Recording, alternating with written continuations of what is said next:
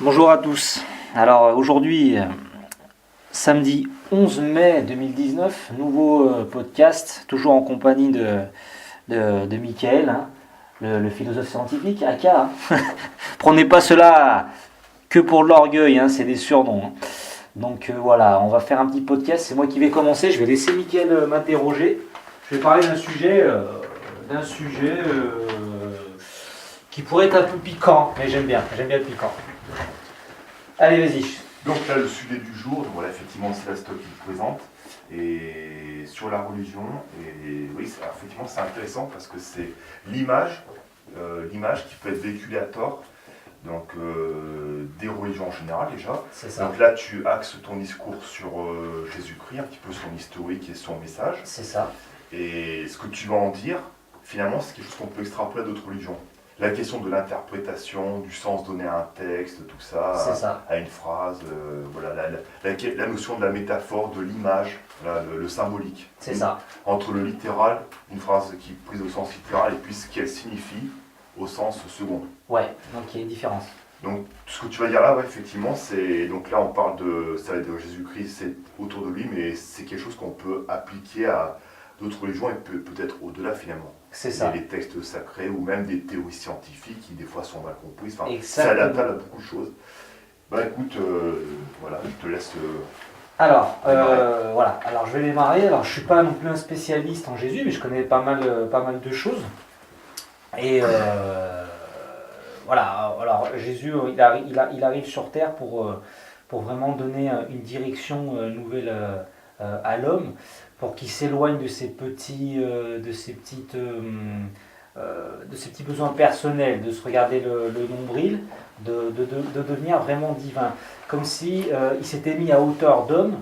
Il y en a qui disaient Jésus s'est mis. En fait, ce serait comme Dieu s'est mis au niveau d'homme pour que l'homme devienne Dieu. Alors, Dieu, pas Dieu pour dire voilà, Dieu, l'homme est un Dieu. Non, l'homme n'est pas un Dieu. Pour arriver à quelque chose de divin. Puisqu'on sait très bien que l'homme, il a des choix. Hein. Il peut être très bien démoniaque. La pire des ordures, hein, ça peut être un homme. Hein. On peut arriver, ça peut faire des psychopathes, des tueurs d'enfants, sans pire qu'un animal. Et on peut arriver à des hommes avec une noblesse de fou qui meurent pour les autres. Voilà, ça se rapprocherait même plus limite d'un ange. L'homme, il peut être ange, il peut être démon. Et après, tu te rappelles, on en avait parlé l'autre jour, le déterminisme, tout ça, le libre arbitre. Moi, je pense vraiment que l'homme choisit si jamais ce qu'il veut être. Il a des conditions, mais il choisit ce qu'il veut être. Du coup, ce serait Jésus était venu pour apporter ça, pour dire à l'homme grandissez, parce qu'à l'époque il y avait des tribus, des tribales, ils avaient tous des dieux puissants, comme Zeus, hein, qui pouvaient punir, qui dirigeaient. L'homme était vraiment en dehors de ça. Dieu était en haut, l'homme était en bas. Jésus, il arrive, il dit à l'homme de vivre ensemble, d'être un avec le tout le monde pareil. Il est destiné aux pauvres. Enfin, il vient beaucoup pour les pauvres, Jésus, quand il arrive. Et voilà, son message, c'est ça. C'est nettoyer les visions partielles, ce que les gens veulent que pour eux-mêmes, penser aux autres, penser aux pauvres. Et voilà, il se met à hauteur d'homme pour que l'homme qui accède à un nouveau niveau. Bon, après ce message-là, il a été déformé. Hein. Donc moi, ce que je voulais parler, c'était du Christ, le Christ, par exemple, le Christ de Paul. Et alors Paul, c'est un apôtre. Alors il a une vision de Jésus en fait, ce qui en fait un apôtre. Et lui, en fait, si jamais on regarde le message de Paul, ce n'est pas le Jésus originel. Ce serait un Jésus descendant de David. Alors, David, dans les trois religions, c'est quand même un peu un héros, quoi. C'est quelqu'un, il a écrasé ses ennemis, il a fondé son royaume, il a battu Goliath. Ça fait, comme je disais dans le livre d'où je tire toutes mes données, le terrorisme occidental de Roger Garaudy, c'est un peu un roman de KPDP. Le problème, c'est que Jésus, c'est vraiment tout l'inverse. Pauvre avec les pauvres, il est faible, il fait fait pas de guerre, il tue pas, il se fait crucifier, il meurt. Ça fait vraiment, entre guillemets, ça fait pas un Dieu tout-puissant. Ça fait pas un Dieu tout-puissant. Et du coup, il aurait trouvé une lignée qui n'est pas la sienne pour raccrocher en fait les anciennes croyances. Il descendrait à la lignée de David, de Salomon, tout ça pour lui donner un style beaucoup plus guerrier, vraiment pour dire voilà, il va revenir, il va vous punir, Jésus va vous punir, alors qu'en fait c'est à l'inverse du texte, à l'inverse quelque chose de l'Ancien Testament finalement. Parce que cette notion un peu punitive, un peu même si osons un peu les mots un peu sanguinaire, quand on prend la Bible, finalement, il y a l'Ancien et le Nouveau Testament. C'est ça. Est-ce que Saint Paul, il a un discours qui essaie de reprendre l'Ancien Testament et de calquer, est-ce qu'il fait un truc comme ça? Ce serait vraiment dire qu'en fait, il y a certains prêtres qui diraient que l'Ancien Testament n'a rien à voir avec en fait le Nouveau. Ce serait complètement différent, mais qu'on aurait voulu les raccrocher. Ouais. Voilà, qu'on aurait voulu les raccrocher. Jésus, c'est une espèce de charnière, mais qui n'est pas censé reprendre l'Ancien Testament. Et manifestement, Saint Paul, il fait un travail... Oui, il fait un travail pour raccorder les deux choses, pour comment dire, raccorder l'Ancien Testament, les anciennes croyances et mettre Jésus à l'intérieur, ce qui fait que ça fait un rétropédalage, puisque du coup, il voit Jésus comme un roi, comme un fils de Dieu, alors que Jésus, il ne prétendait pas être Dieu. Il dit, il appelait Dieu mon Père, il appelait Dieu mon Père, mais mon Père pas dans le... Enfin, il n'a jamais dit, je suis Dieu, quoi, tu vois. Alors que là, il en fait le roi des Juifs. Faut savoir que Jésus, à l'époque, si jamais il avait été dit j'étais roi des Juifs, alors il faut se dire qu'à cette époque-là, à Jérusalem, tout ça, c'était les Romains qui y étaient. C'était eux les souverains. Ouais. Si jamais il avait prétendu être roi des Juifs, il aurait vraiment voulu le crucifier pour ça, puisque c'était comme si il aurait pris roi à la place du roi. Mais ce qui se passe, c'est que quand ils amènent Jésus pour le faire exécuter, pour le vendre aux Romains, les Romains, ils ne veulent pas le tuer. Ils disent, je vois aucune raison de tuer cet homme. Si jamais il avait dit j'étais le roi des Juifs, ils en auraient eu des raisons de vouloir le crucifier. Il n'a jamais dit qu'il était roi des Juifs. Du coup, le fait de raccorder à l'Ancien Testament, ça fait un rétropédalage et c'est pas le même Jésus. Il dit à la fin il reviendra et il châtiera, il punira. Il parle une de fois que tu lances châtiment. des idées comme ça, en plus, c'est qu'elles ont la peau dure pour essayer de les démentir. Quand on essaie de dire attention, on part sur une erreur d'interprétation qui dure finalement depuis des siècles. C'est ça. Ils ont la peau coriace, c'est pas simple. C'est pas simple, surtout qu'il y a plein de prêtres qui vont y croire et qui y croient parce que c'est comme ça qu'on leur a dit. Et ils se disent bah oui, c'est le même dans l'Ancien Testament, le Nouveau Testament, alors qu'en fait c'est complètement contradictoire. Hein. On regarde le Jésus de Paul, il revient, c'est un vengeur, il va se venger, il va juger, alors que il dit bien Jésus, je ne vous juge pas. C'est pas le même Jésus. Ça me fait penser à ce terme apocalypse.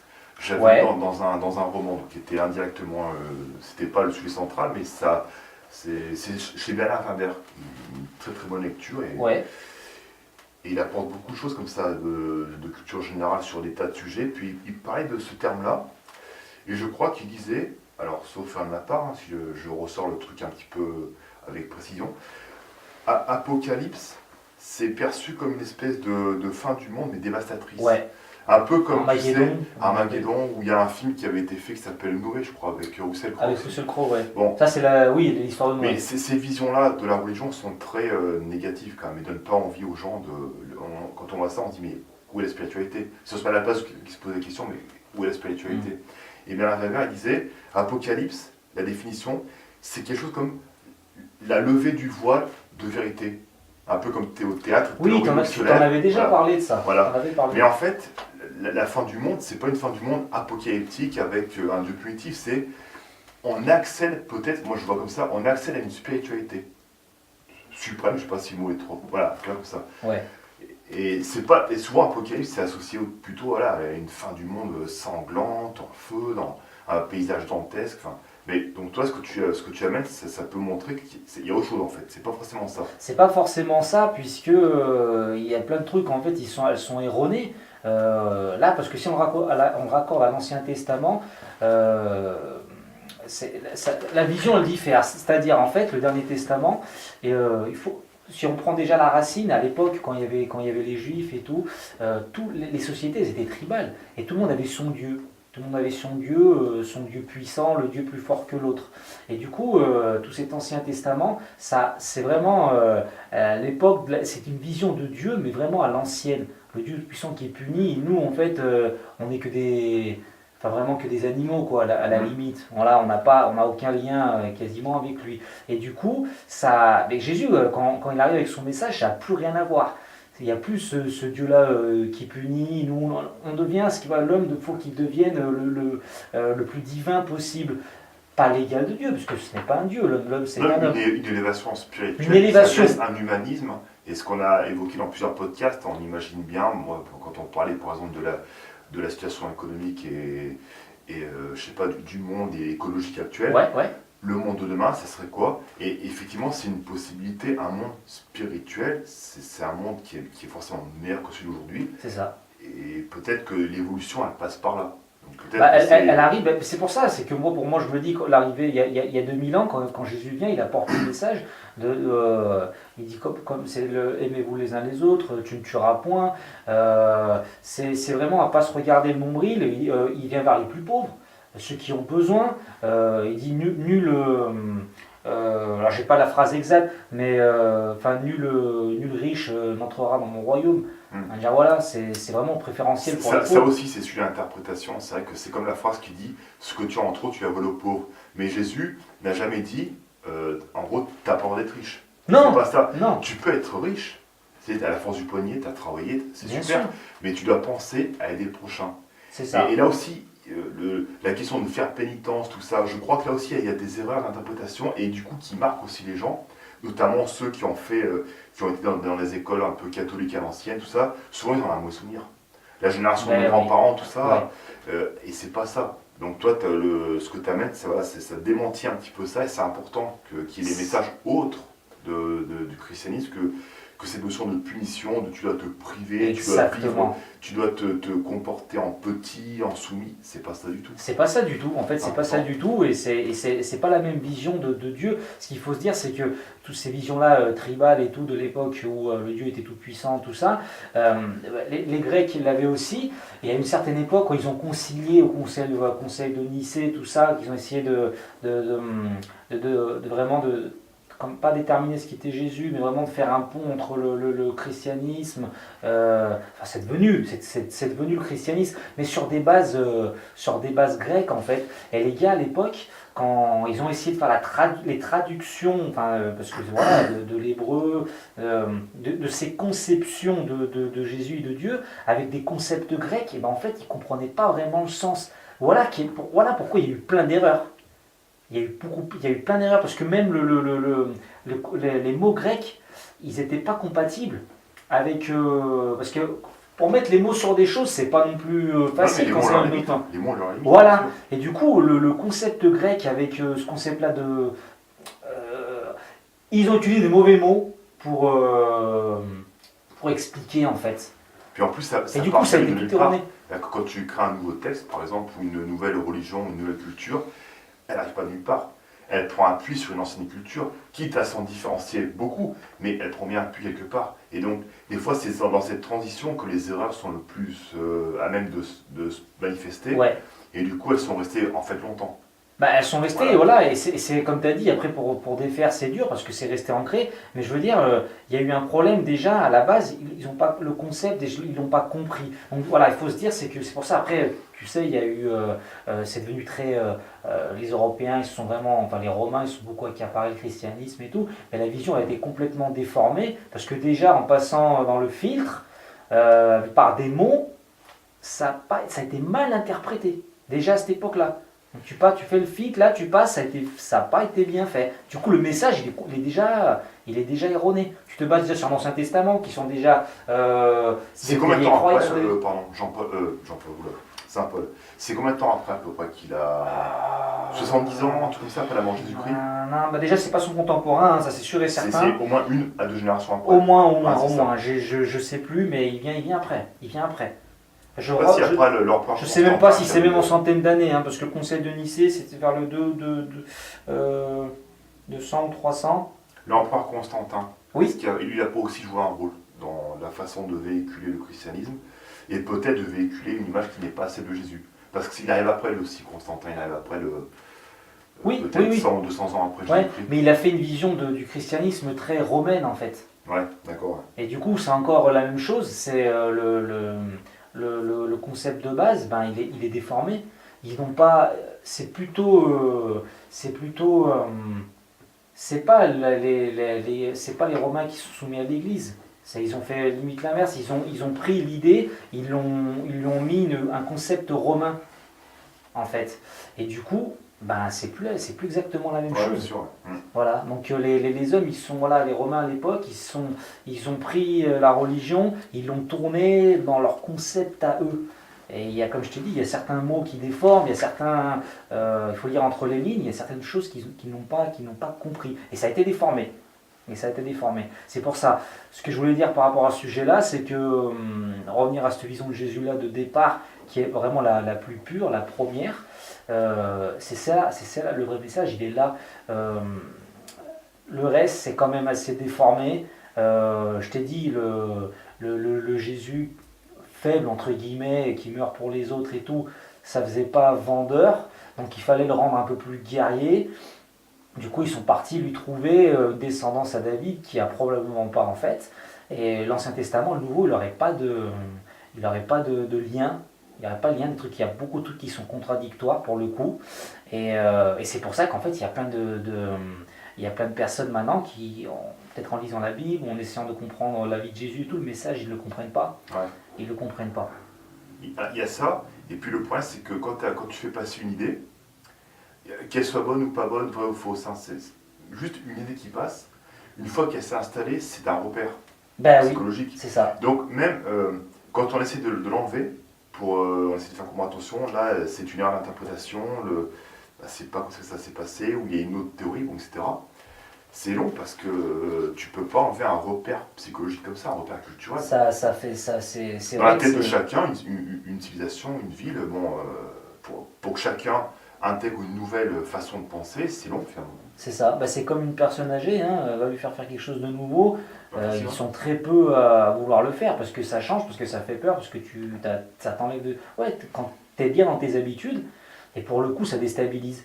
Mais moi je pense qu'il faudrait vraiment être logique. Quoi. Quand il y a des choses qui ont l'air contradictoires, dire oh là là, il y a quelque chose qui ne va pas avoir peur de réfléchir, parce que c'est vrai qu'il y en a beaucoup qui sont là, ok, alors on m'a dit de faire ça, je fais.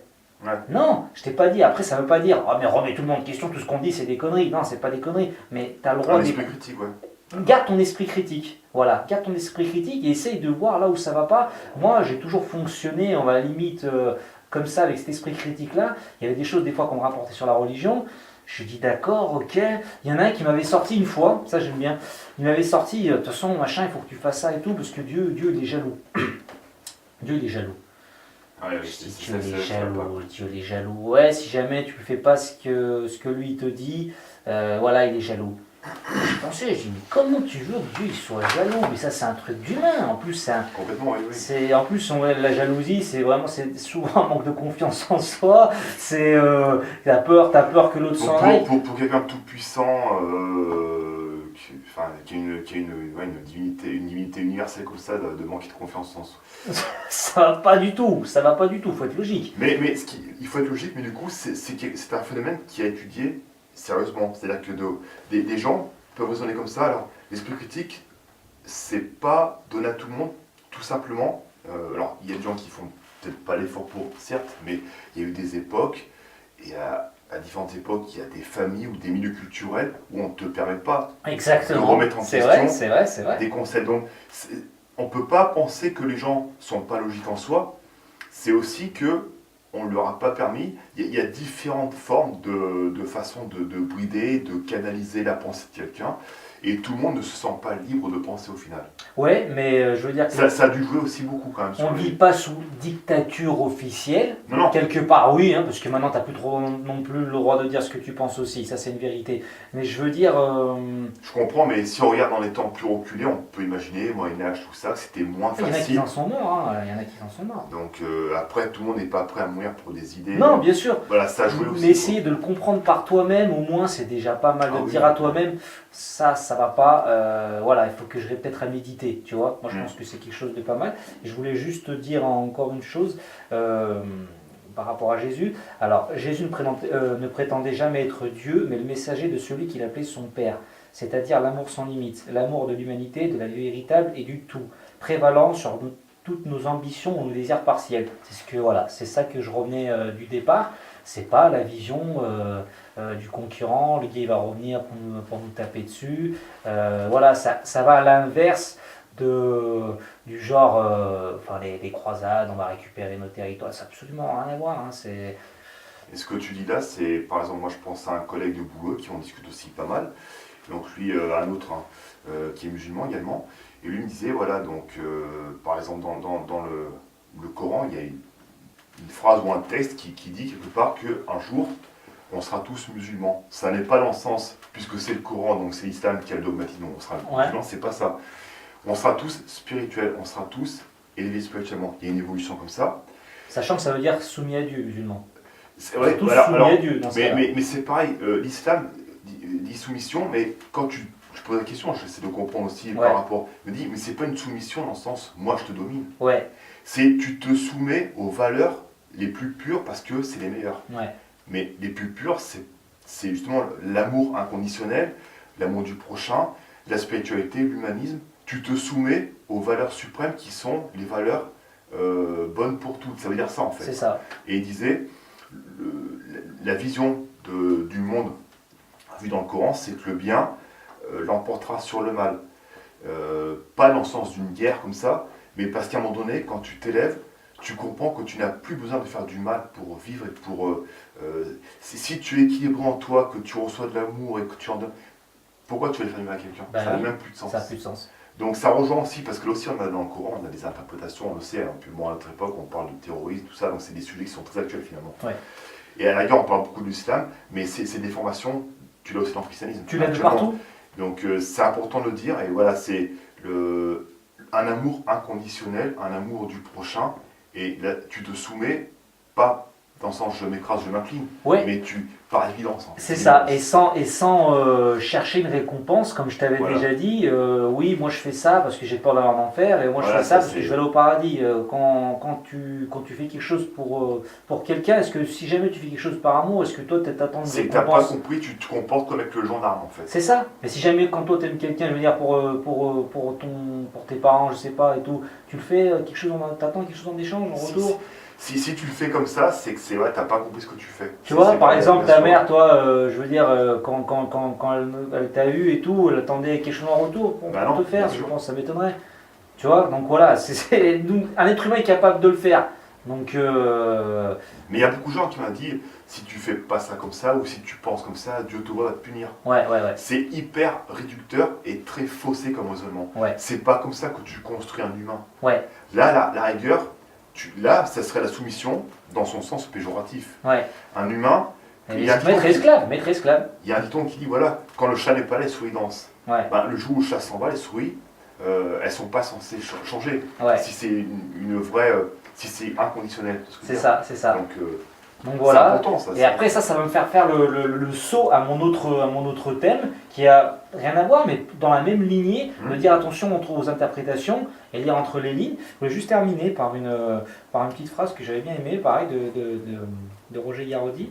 Il disait j'ai toujours regretté que Dieu soit un substantif et non pas un verbe. Nous dirions alors je ne me suis pas créé moi-même, tu n'es pas toi-même ta lumière, nous ne suffisons pas à notre suffisance. Conjugaison du verbe Dieu. Pas mal, ouais. Bien tourné, bien imagé, pas mal. Éviter voilà, c'est pour avoir une autre idée de ce qu'est Dieu, quoi. Ah ouais. Du coup, voilà. Et quand ça m'amène pareil, à autre chose, là, le fait de lire entre les lignes, de ne pas prendre les choses telles qu'elles sont. Comme je t'ai dit, Dieu est jaloux, machin, les trucs, pour moi, c'était pas possible. Alors, au bout d'un moment, moi, j'essayais quand même de me dire, putain, mais fais gaffe, si jamais on te le sort comme ça, c'est que c'est ça. Moi, je faisais un numéro d'équilibriste en essayant de comprendre ce que Dieu il attendait de moi et en même temps en essayant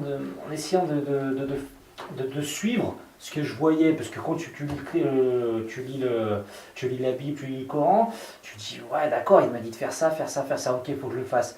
Mais j'avais tout le temps l'esprit justement critique, je me disais il y a des trucs qui collent pas, tu vois. Et là, je voulais parler de Ibn Rushd, Averroès. Donc, il a vécu entre 1126 et 1198, à l'époque de l'Espagne musulmane. Donc, il était musulman, mais ça vaut pour tout. Hein. Il parlait en fait voilà, il disait que les textes ne doivent pas être vus. Comment dire ça Les textes doivent être vus tels. Voilà. Pas comme ils sont, il faut lire entre les lignes. Du genre, il y a les gens simples et les gens cultivés. Et les gens simples et les gens cultivés. Est-ce que ce n'est pas mieux, justement, il se disait, que les gens simples, pour qui on n'a pas tous la même intelligence, hein, c'est pas mieux pour eux, qui, justement, ils le prennent à la lettre, prennent la religion à la lettre, du genre, le Dieu puni, tu dois faire ça, sinon tu vas en enfer et tout, pour avoir un certain équilibre. Et pour les personnes qui sont plus intelligentes, qui arrivent à lire entre les lignes, dépasser tout ça en sachant vraiment que voilà, c'est pas une relation maître-esclave et qu'il n'y a pas à attendre de récompense. Voilà. Et alors là, je voulais parler du cas du paradis en fait. Parce que voilà, il y a tout le temps eu cette notion de dire ok, si jamais je suis gentil, je vais au paradis, si je suis méchant, je vais en enfer. Il faut se dire que quand tu lis ça, par exemple dans le Coran, tu dis oui, au paradis, tu auras des dates, machin comme ça. Tu auras des dates, on a un peu rien à foutre des dates. Tu sais ce que je veux dire Mais ça ne veut pas dire ça, ça ne veut pas vouloir dire ça. Tu vas au paradis, tu vas avoir des dates, mais des dates, je vais au marché, j'en aurai. Je veux dire, c'est pas quelque chose qui fait rêver. Ça a l'air ridicule. Tu vois ce que je veux dire? Tu auras du lait, tu auras des machins, ouais, c'est l'air ridicule. Mais pour peut-être un bédouin de l'époque, ça pouvait être super. C'est ce que j'allais dire, c'est que l'interprétation, elle dépend du sujet à un moment donné. Et même dans notre vie de tous les jours, c'est ça, celui qui n'a pas à manger comme il faut, pour lui le paradis, c'est un monde où tu manges jamais de rien, quoi. Tu vois, voilà. Mais pour lui, ça lui fait comprendre. C'est pour le faire comprendre à l'humain, pour lui donner, comment dire, pour se mettre à son niveau, pour essayer de lui faire comprendre les choses. Mais lui, ça aurait été plus compliqué de ce qu'il y a là de l'époque, de lui faire comprendre par d'autres mots. Mais cela, ça pouvait le toucher. Ouais. Mais ça ne veut pas dire que ce sera ça. Tu vois? Alors pour ça, je disais attention à ne pas prendre les choses littéralement. Là, je vais vous lire un petit passage. Alors voilà, hein, c'est toujours Averroès. Alors l'exemple, c'est en espagnol, je fais la traduction. L'exemple des représentations de l'enfer et du paradis est significatif.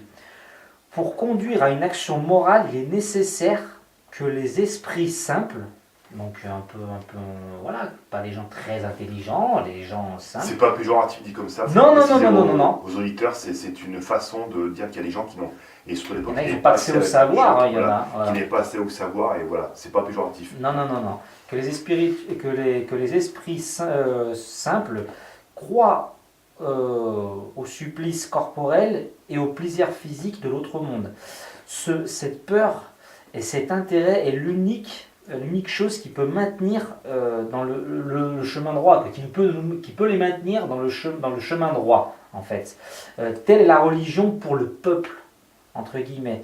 Cependant, si les esprits les plus raffinés s'ajustent à la lettre, ils penseront que l'homme n'a pas d'autre finalité que l'existence sensible. Ce qui est commun pour tous, c'est le fait que notre vie n'est pas limitée au succès ou comme on dit, il faut appeler ça en français, ou à l'échec du présent. Nos actions ne peuvent être évaluées qu'à partir de critères extérieurs à notre vie présente, à partir de la conception absolue, ce qui implique le postulat d'une autre vie. Voilà. Est-ce que j'avais autre chose?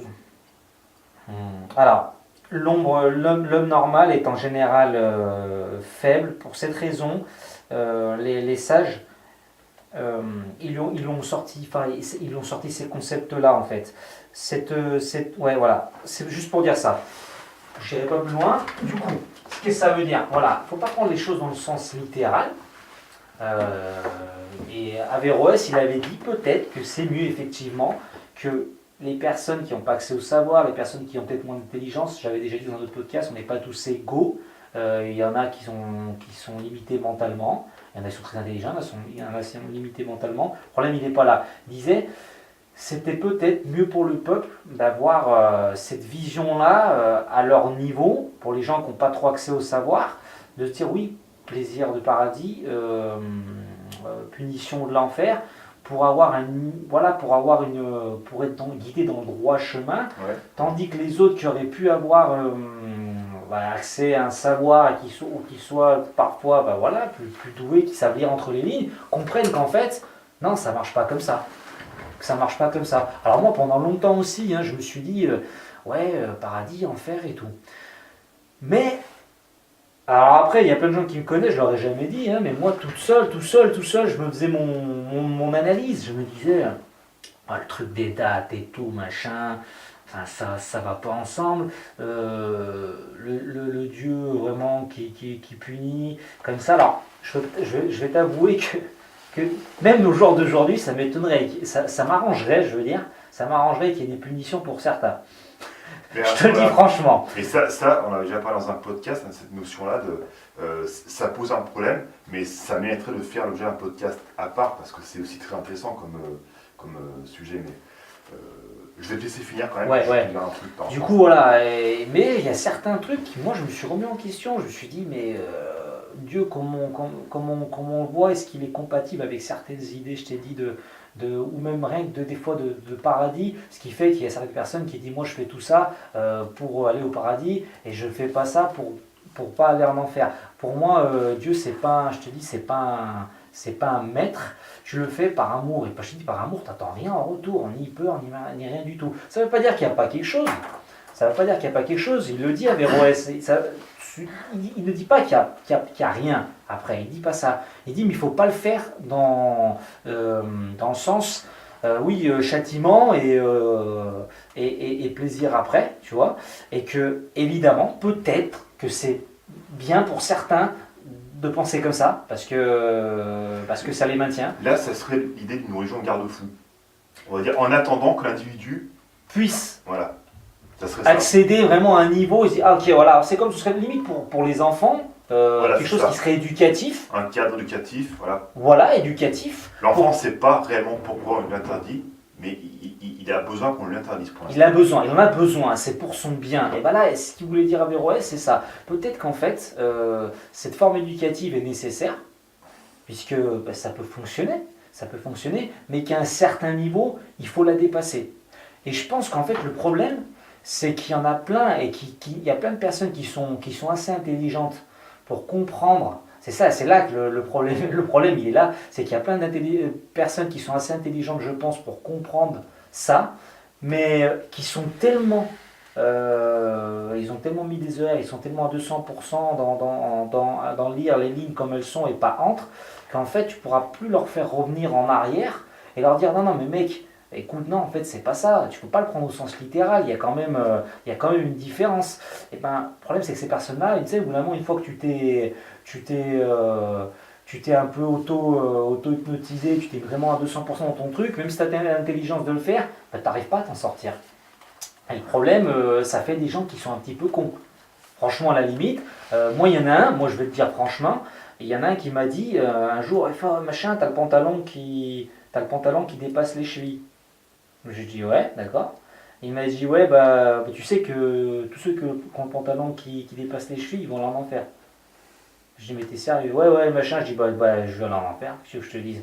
je vais y aller en enfer, tu vois, c'est comme ça. Je dis, bah, ça sert vachement à quelque chose d'être un homme bien, mais je lui ai dit, quand j'arrive au paradis, ouais, bah, le mec, oh, stop, pantalon trop long, tu vas pas. Bah, franchement, mais faut vraiment être con, faut vraiment être con. Il y en a même qui a sorti, ouais, si jamais t'es pas circoncis, tu vas en enfer. Ah, stop, tu rentres pas, hein, t'as pas... je vais être violent parce que c'est comme ça que je l'ai dit. Ah, fais gaffe, hein, t'as pas le bout du yeux coupé, tu rentres pas. Tu te fous de ma gueule, tu peux pas, c'est pas possible. Là, c'est vraiment pensé comme un con, tu vois. Mais parce que t'as lu. Alors après, je dis pas que c'est marqué dans le Coran, t'es pas circoncis, tu vas pas au paradis, machin et tout. Mais il y en a, ils sont vraiment à 200% là-dedans. Et ça fait des gens, pareil, hein, ouais, t'écoutes plus la musique, t'écoutes plus ça, tu sais. Je sais Oh pas là là, l'origine de la circoncision, mais ça n'a rien à voir avec la religion. Ce n'est même pas voilà. dans la religion, ça n'a absolument rien à voir. C'est que je vois pas quelque chose de l'ordre d'un péché ou pas là-dedans. C'est que bon, les déformations peuvent prendre une telle ampleur. C'est même pas dans le Coran. Je veux dire, après, ça carrément, ça sort vraiment. Tu gardes des choses qui sont tribales, qui sont arabes à la base, moyen-orientales. Quand bien même ça serait dans le Coran, quel est le contexte historique autour de ça? Donc c'est vrai que c'est dommage parce que ces déformations, finalement, donnent un côté même repoussant pour les religions. Exactement. Et alors qu'elles ont un autre visage qui n'est pas du tout celui-ci. Mais là, c'est le même problème du christianisme qui n'accepte qu'une vision européenne, alors que déjà, le christianisme, c'est même pas européen, c'est oriental, qui rejetterait une autre conception qui soit pas chrétienne. Et pour l'islam, c'est la même chose. L'islam, c'est souvent, les gars te vendent ça, ils te l'arabisent. Mais l'islam, c'est pas arabe. C'est pas réductible à ça, quoi. Voilà, tu vois ce que je veux dire? Il faut pas confondre finalement un texte et quelqu'un qui parle de ce texte. C'est comme j'ai évoqué dans un podcast un jour une discussion. Ce que je dis de Dieu, c'est un homme qui le dit. Voilà. et quand je discutais avec un gars dans un bus un jour, puis vous voyez le bouquin que je lisais, c'était un truc de science. Ouais. Et puis il m'avait accosté comme ça sur la religion, on avait bien parlé pendant 1 heure, tu vois. Et il voulait comprendre, moi, en tant qu'athée, qu'est-ce que ça signifie, pourquoi je comprends Dieu. Et il me disait, Dieu ceci, Dieu cela. Bon. Et il me disait, mais c'était de bonne guerre, c'était un bon échange. C'était pas déplacé, c'était pas irrespectueux de sa part ou de la mienne, tu vois. On a bien échangé. Et il me disait, des principes de Dieu. Je disais, oui, mais c'est quand même vous qui dites malgré tout. C'est-à-dire que c'est votre vision des choses, mais vous ne pouvez pas prendre la place du Tout-Puissant. Vous ne pouvez pas mettre des mots dans sa bouche. Ça reste vous, donc un homme qui me parlait de Dieu. Peut-être que vous entendez ça, mais peut-être que lui, il était chrétien, tout simplement. Je ne sais pas que peut-être un autre courant dans le christianisme, je ne sais pas. Moi, il est chrétien. Mais je lui dis, peut-être que je demande à un autre chrétien, il va me dire autre chose. Et si je demande à un bouddhiste, il va autre chose. Et voilà, il a sa vision de lui, il a sa vision de Dieu, qui n'est peut-être pas celle-là. Donc un homme qui te dit quelque chose, un individu qui te dit Dieu ceci ou cela, telle loi divine, etc., ça reste un homme qui te l'a dit quand même. C'est ça. Et même moi, j'étais le premier à le faire aussi, mais je me dis qu'en fait, le mieux, c'est de faire des actes. C'est là que tu... Voilà, c'est des actes, c'est pas des paroles. Je veux dire, quand tu es prêt à aider quelqu'un, quand tu te comportes bien, quand tu es vraiment... tu deviens ce que Jésus l'attend de toi, par exemple, tu vois. Et Mohamed, c'est la même chose, hein, c'est la continuité de Jésus, hein, sauf que Mohamed, il a pu continuer, puisque lui, il n'est pas mort, tu vois. Mais dans l'islam, Jésus n'est pas mort non plus. Tu vois ce que je veux dire, mais c'est pour dire, voilà, c'est ce que Jésus aurait pu faire si jamais il était en vie après lui. Tu vois ce que je veux dire? Le cheminement, c'est quasiment le même, sauf que Mohamed n'est pas mort.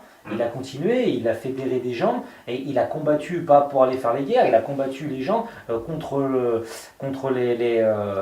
polythéisme. Et contre les... C'est bien la djihad qu'on appelle la guerre sainte. C'est ça. Qui est très mal interprétée aussi. Mal interprété. Et il y a aussi ce concept dans le christianisme, la guerre sainte, donc on va le préciser, c'est pas du tout combattre la différence religieuse, culturelle, rien à voir. Tu combats tes propres vices qui peuvent te faire dévier, tu combats tes propres démons. C'est une guerre même qui peut être intérieure. En fait, tu essaies de t'assagir pour te spiritualiser, tu apprends à dominer tes émotions, tu apprends à gérer tes conflits intérieurs, tes sentiments de jalousie, de vanité, tu apprends à les dépasser. C'est ça les guerres saintes. Voilà, ça les antipie d'interprétation erronée. Voilà, et ce qu'il faut dire, c'est que Mohamed faisait tomber les tyrans. C'était pas pour faire la guerre lui, c'était pour que les hommes soient libres, pour les libérer. Donc voilà, faut essayer de comprendre les choses. Voilà, pour revenir au départ, voilà, je démarrais sur le fait de le Jésus de Paul, pour dire que voilà, les choses des fois peuvent être super erronées, il y a des déformations, il y a des choses que si on a regardé de plus près, elles ne sont pas compatibles. Le message de Jésus, il a été super déformé. Il y en a plein qui le maudit alors qu'en fait ils ne le connaissent pas. Et ça c'est vraiment dommage. C'est pour ça que franchement ouais, j'invite vraiment à vraiment lire le Nouveau Testament. Puisque même moi, hein, après j'ai su que voilà que l'Ancien n'était pas compatible avec le Nouveau et des choses qui sont contradictoires. Attention à lire entre les lignes, ne pas prendre les choses telles qu'elles sont. Alors pour certaines personnes peut-être, mais je veux dire, il y a un degré de connerie, il ne faut pas dépasser quand même. Ça c'est contradictoire. Je dis OROS, il dit ouais, que ce soit bien pour le peuple, disent comme ça, puisque ça peut, voilà, c'est comme pour un enfant, ça pourrait le guider. D'accord, c'est une chose, mais il y en a qui ont l'intelligence de pouvoir voir entre les lignes, mais ils ne veulent pas lire entre les lignes. Ils sont vraiment à fond dedans. Et j'ai bifurqué dans la même chose, c'était pour parler du paradis et de l'enfer, puisque voilà, c'est la même chose, mauvaise interprétation, déformation, c'est pour ça que j'ai voulu parler de ça aussi. Attention, voilà, je veux aller au paradis, machin, il y a des dates qui m'attendent et tout, non, ça ne marche pas comme ça marche sûrement pas comme ça. Mais moi, au bout d'un moment, même en voulant y croire, j'avais quand même des doutes à l'époque. Et maintenant, en me documentant, en lisant des choses, en grandissant, j'apprends moi aussi. On passe de l'enfant à l'homme, le but il est là. J'ai été un enfant aussi, mais un enfant spirituellement aussi. Même s'il y avait déjà un petit truc critique, si j'en suis là aujourd'hui, je peux pas me dire, putain, David d'avant il était con, parce que quand même, il les prenait presque mot par mot. Non, mais Maintenant, ce qui compte, c'est l'arrivée. Mais il y a un début à tout, donc peut-être qu'il y a un déclic qui s'en Il fallait passer par là, il fallait passer par là. Je ne peux pas regretter d'avoir pris des fois des concepts mot pour mot, puisque si à la fin, maintenant, je suis arrivé là, j'ai compris, c'est que déjà là-bas, j'étais pas bête, il a fallu que je passe par là pour comprendre certaines choses. Ce qui est important, c'est l'arrivée. Tu vois, c'est pas le parcours. Donc si jamais ton parcours, il n'y a pas à regretter ça. Mais, oui, mais ça passe par le parcours. Mais ça passe par le parcours, t'es obligé. En fait je vais te contredire, pas pour te contredire en soi, mais c'est comme l'idée, le voyage, on dit souvent ce dicton, le voyage est plus important que la destination. Ouais. Parce que ce point d'arrivée, c'est un dicton qui date d'une époque où les voyages étaient longs. Ouais. On partait à cheval, tout ça. Là, donc nous on est à Lyon aujourd'hui. Bah, par exemple, si tu devais aller à Saint-Etienne, aujourd'hui tu prends ta voiture, je sais pas, à 3 quarts à Saint-Etienne. Voilà, ouais. À l'époque, il fallait 1 ou 2 jours à cheval. C'est ça. Par exemple. Et donc, tu rencontrais des gens sur ton chemin, des paysages, tu pensais, tu avais du temps pour réfléchir, tu t'évadais dans tes pensées. Ouais. Ce qui fait arriver à un résultat, c'est tout un cheminement en fait. C'est ça. Et toi, tu dis, voilà, j'étais David enfant, maintenant je suis un adulte, c'est passé par des transitions, mais à l'échelle humaine, l'humanité, moi je considère qu'elle est encore enfant. Oui. Donc elle va aussi passer par des schémas, Elle aurait dû, il y a 2000 ans, comprendre et pas déformer. Donc je pense qu'elle aurait pu devenir vraiment, ils auraient pu devenir vraiment des hommes à cette époque-là. Et il y a eu de la répression. Et ça c'est vraiment con. C'est comme un adulte. Ça voudrait dire, voilà, il y a eu un enfant, il a grandi, il est devenu ado, il a commencé à devenir un homme.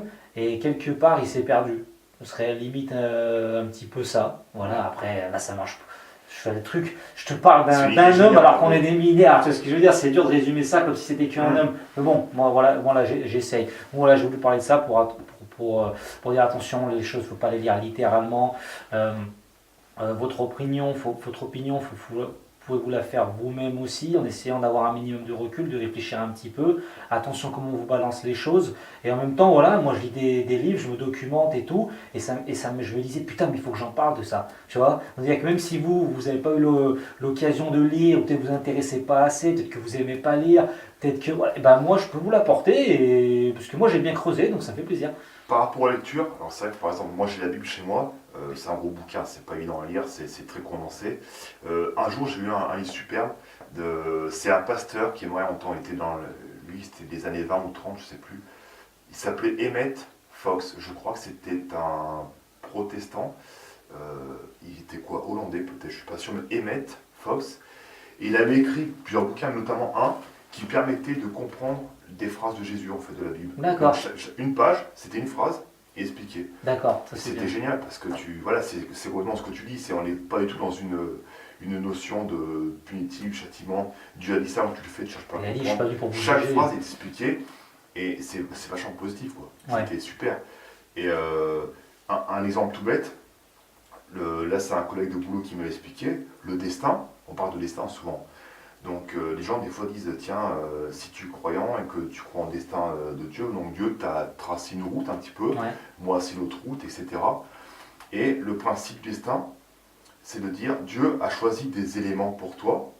Donc toi tu vas avoir ta liberté par rapport à ce que je t'avais dit. tes libertés t'a donné Dieu. C'est ça, je t'avais dit. Mais si tu n'as pas eu quelque chose, ou si tu estimes qu'il y a une injustice, quelque chose, Dieu a prévu autre chose pour toi. Ouais.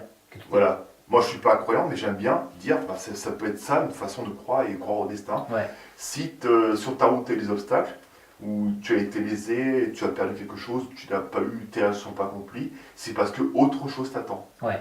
C'est une vision du destin qui est meilleure que de dire, bah, Dieu a choisi, tu commandes rien. Ouais. Ça, c'est. Non. Et une petite citation du Coran qui dit, une bonne action vaut 70 ans de prière. Tu disais, la parole, les actes, voilà, c'est pour appuyer dans ton sens. Voilà, pour dire les actes. Tu fais parce que tu sais qu'il faut le faire. Exactement. Et pas parce qu'on m'a dit de le faire. On m'a dit de le faire, et si je le fais, je serai récompensé. Tant qu'on est dans ce rapport, pour ça je dis, pour moi, l'humanité actuelle est encore très jeune.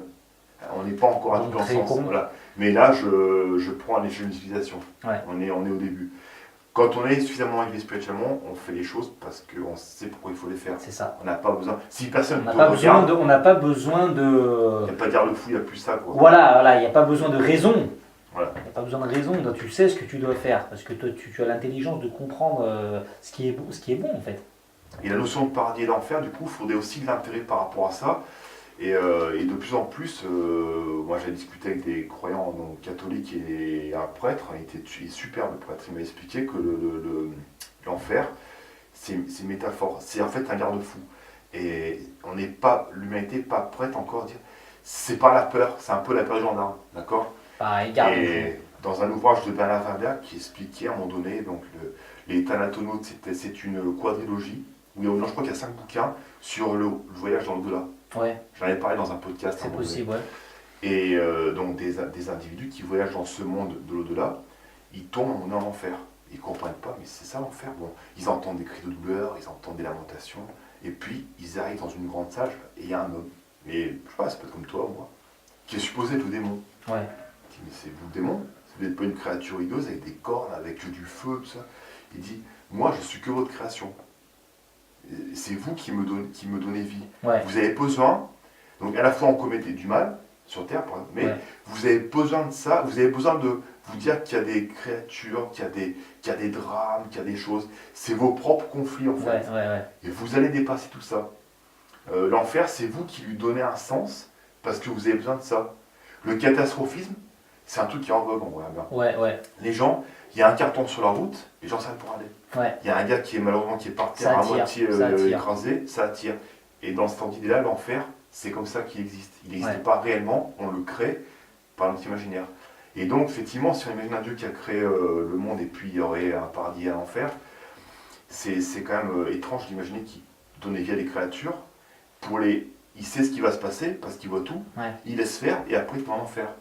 Ça colle pas bien. Après, dans le concept de se dire, bon, si jamais elle a choisi son destin, du coup, si elle va en enfer, c'est elle-même qui s'y est mis. Bon, ça se tiendrait plus, tu vois ce que je veux dire? Mais on peut imaginer que cette personne qui a fait les erreurs qui l'amène en enfer, c'est parce qu'elle n'a pas accès à un niveau de sagesse qui lui fait comprendre, ben non, ce que tu fais là, c'est mal et ça ne va pas t'apporter du bien. Il y a cette phrase qui dit « Personne ne choisit le mal pour le mal, mais parce qu'il a confondu avec le bonheur. » Jamais, parce que c'est un peu dérangeant comme... Donc pour moi, sous forme d'une croyance, un Dieu crée des humains, mais lorsqu'ils sont prêts pour être spirituels, logiquement, ça serait tous au paradis. Mais en des temps différents. Il y a des gens qui ont fait beaucoup de mal, mais comment on fait pour les ramener sur un chemin vertueux? Je pense que de toute façon, au niveau divin, je parle plus au niveau humain. Tu te fais du mal à toi-même au bout d'un moment, et il doit sûrement avoir des choses que nous on ne sait pas, mais je ne pense pas que les personnes en faisant du mal soit heureuse au final. Voilà, moi je dirais ça plutôt ça comme ça. Donc voilà, et de toute façon, ce qu'il faut suivre, c'est sa logique. Pas essayer d'écraser l'autre, pas essayer de dominer l'autre, et surtout, que je leur ai dit encore une fois, c'est vraiment, je me regarde que moi, le reste, j'en ai rien à foutre. Je veux dire, si jamais le gars il meurt de faim à côté de moi, bah non, je lui donne rien, et que pour moi, je vais me battre. Quand tu vois les gens, ils arrivent, font des promos sur Nutella, ils vont se battre. En magasin, il faut vraiment être con, mais enfin, c'est pas possible, tu vois ce que je veux dire. Tu vois, c'est représentatif, ce fait divers. C'est représentatif, comme tu as dit, de à quel point les humains sont super. Ça veut dire que si on prend cet exemple-là, au moment où on rentre dans le magasin, donc il y a les pots Nutella qu'on se bagarre, moi je vais taper dessus pour un pot, je considère que le pot Nutella qui vaut peut-être 3 ou 4 euros est plus important. Plus de valeur que moi. Et c'est vrai que psychologiquement, il y a des choses à dire là-dessus. Il y a des choses à dire là-dessus. Freud, il serait toujours vivant. Il pouvait psychanalyser le pot Nutella. Ouais. Comment le Nutella a pu prendre une importance supérieure à l'individu. Enfin, c'est ça, bah oui, mais c'est vrai que c'est un peu déplorable. Mais c'est parce que le Nutella va te faire du bien à toi, tu te regardes que toi, donc les autres, ça vaut rien. Donc tu vaux moins de 4 euros. Quoi, tu vaux moins de 4 euros, voilà. Tu vaux rien. Donc ça, voilà. C'est triste. C'est super triste, donc c'est pour ça que le monde y part en couille, puisque chacun regarde que pour lui, et la main invisible, je crois pas que ça marche. Bon, et ben, je vous dis à la prochaine pour un nouveau podcast. J'espère que vous l'aurez aimé, que ça vous fait plaisir de nous entendre encore une fois. Ciao.